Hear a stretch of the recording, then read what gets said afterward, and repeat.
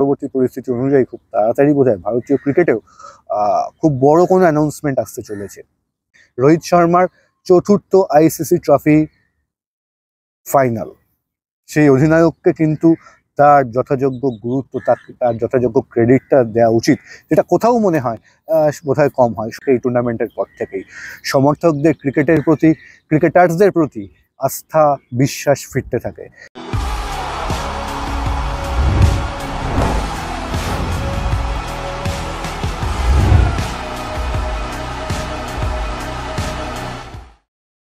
নমস্কার, wheeler Willey আবার আপনাদের সকলকে স্বাগত জানাই। ঠিক 25 বছর বাদে আবার সেই একই ফাইনাল, যদিও তখন প্রতিযোগিতার নাম ছিল আইসিসি নকআউট ট্রফি, যেটা নাম বদলে এখন হয়ে গেছে আইসিসি চ্যাম্পিয়ন্স ট্রফি। কিন্তু ফাইনালটা হয়েছিল সেই ভারত বনাম নিউজিল্যান্ড, এবং 2021 সালের আগে অবধি সেটাই ছিল নিউজিল্যান্ডের জেতা একমাত্র আইসিসি ট্রফি। ফাইনালে সেদিন, এবারের মতো সেদিনও ফেভারিট হিসেবেই শুরু করেছিল ভারত। প্রতিযোগিতা শুরু থেকেই যথেষ্ট ভালো ছন্দে ছিলেন সচিন তেন্ডুলকর। সেমিফাইনাল এবং ফাইনালে দুটো দুরন্ত সেঞ্চুরি করেছিলেন সৌরভ গাঙ্গুলি, তরুণ তুর্কি যুবরাজ সিং এবং জাহির খানের অভিষেক হয় এই টুর্নামেন্টে। দুজনেই ভালো পারফর্ম করেন, কিন্তু তা সত্ত্বেও ফাইনালে ক্রিস কেয়ার্নসের একটা অবিশ্বাস্য ইনিংসের কাছে হেরে যেতে হয় ভারতকে। যদিও একটা জিনিস, সেই ফাইনাল নিয়ে একটা জিনিস এখনো মনের মধ্যে খচখচ করে, সেটা হচ্ছে সেদিনকে মাঠে দাঁড়িয়ে তরুণ অধিনায়ক সৌরভ গাঙ্গুলি কি কোথাও ওভার ক্যালকুলেশনে গন্ডগোল করেছিলেন? কারণ তা না হলে সেদিনকে ভারতীয় দলের যিনি সেরা বোলার, সেই ভেঙ্কটেশ প্রসাদ, ভারত 49.4 ওভার বল করে টোটাল, কিন্তু ভেঙ্কটেশ প্রসাদ 7 ওভার বল করেছিলেন, যদিও তিনি ছিলেন সেদিনকে দলের সেরা বোলার। অজিত আগারকার মার খেয়েছিলেন, জাহির খানও খানিকটা মার খেয়েছিলেন, কিন্তু তা সত্ত্বেও ভেঙ্কটেশ প্রসাদের ওভারের কোটা কমপ্লিট করানো যায়নি। কোথাও কি একটা মিসক্যালকুলেশন হয়ে গিয়েছিল জানি না, তবে এটা অনস্বীকার্য। সেই প্রতিযোগিতা ফাইনাল ভারত জিততে না পারলেও ভারতীয় ক্রিকেটে সেই প্রতিযোগিতার অবদান অনস্বীকার্য।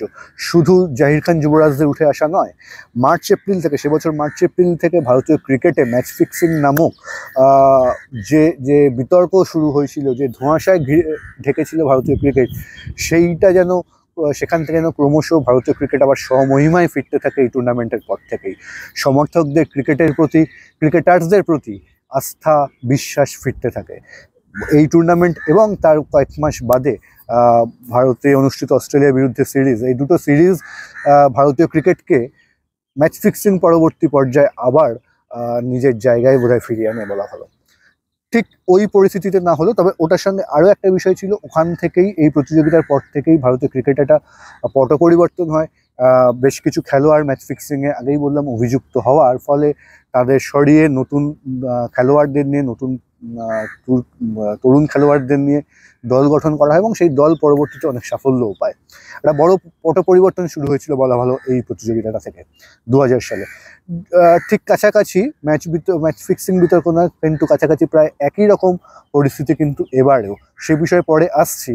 তার আগে বলি যে রাচিন রবীন্দ্র এবং কেন উইলিয়ামসন দুজনের দুটো দুরন্ত শতরানের উপর ভর করে আবার সাউথ আফ্রিকাকে সেমিফাইনালে হারিয়ে, অর্থাৎ সাউথ আফ্রিকা আবার কোনো আইসিসি টুর্নামেন্টের সেমিফাইনালে হারলো, তাদেরকে হারিয়ে নিউজিল্যান্ড ফাইনালে উঠলো, এবং আগামী রবিবার দুবাই ইন্টারন্যাশনাল ক্রিকেট স্টেডিয়ামে তারা ফাইনাল খেলবে ভারতের বিরুদ্ধে।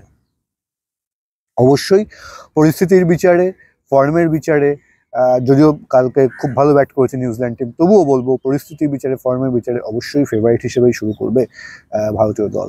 তবে শুধু এই ম্যাচ নয়, একটা বিষয় কিন্তু আমাদের সবার অগোচরে থেকে যাচ্ছে। একটা বিষয় হয়তো কেউ বলতেই পারেন যে তার টেনিওর এখনো কমপ্লিট হয়নি বলে হয়তো এখনো অতটা আলোচনায় তিনি আসছেন না, কিন্তু এখন অবধি আমরা রিসেন্ট পাস্টে ভারতীয় ক্রিকেট অধিনায়কদের নিয়ে কথা বলতে হলে আমরা এখনও কথা বলি সৌরভ গাঙ্গুলিকে নিয়ে, আমরা কথা বলি মহেন্দ্র সিং ধোনিকে নিয়ে, আমরা কথা বলি বিরাট কোহলিকে নিয়ে, কিন্তু এখনও সেই জায়গাটায় বোধহয় অতটা আলোচিত হন না রোহিত শর্মা।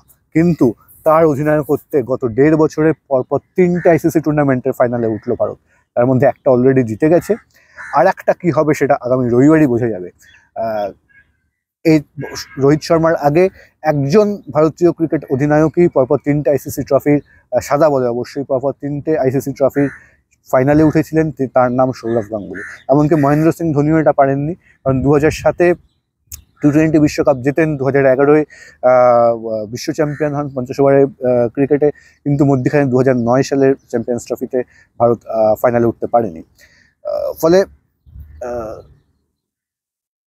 আইসিসি ট্রফির ফাইনালে ওঠার নিরিখে অবশ্যই এগিয়ে আছেন রোহিত শর্মা, এবং ফলাফল কী হবে সেটা তো পরে বোঝা যাবে। এবং তার সঙ্গে এটা উল্লেখযোগ্য, যদি কিছু অযৌক্তিক যুক্তির বাইরে কিছু ক্রিকেট না খেলে নিউজিল্যান্ডের বিরুদ্ধে দেশের মাঠে ভারত টেস্ট সিরিজটা হারতো, তাহলে ভারত কিন্তু দুঃখিত আইসিসি টেস্ট চ্যাম্পিয়নশিপের ফাইনালেও, এবারেও আইসিসি টেস্ট চ্যাম্পিয়নশিপের ফাইনালে ভারত খেলতো।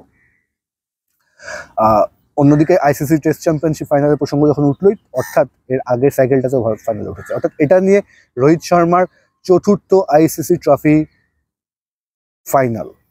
সেই অধিনায়ককে কিন্তু তার যথাযোগ্য গুরুত্ব, তার যথাযোগ্য ক্রেডিটটা দেওয়া উচিত, যেটা কোথাও মনে হয় বোধহয় কম হয়। সবসময় আলোচনায় থাকেন কোহলি, ধোনি, সৌরভ গাঙ্গুলি, রিসেন্ট পাস্টের অধিনায়কদের মধ্যে আমি বলছি, কিন্তু এই জায়গাটা কিছুটা কৃতিত্ব রোহিত শর্মাও দাবি করতে পারেন এখন থেকে। ম্যাচে ফিরি, রবিবারের ফাইনালে অবশ্যই আবারও মনে হয় ভারত সেই 4 স্পিনারের ফর্মুলাতেই যাবে নিউজিল্যান্ডের বিরুদ্ধে, যেভাবে তারা গ্রুপ লিগের শেষ ম্যাচটা জিতেছে। বিরাট কোহলি আগের দিন খুব রান পেয়েছেন, ভারতকে জিতিয়েছেন।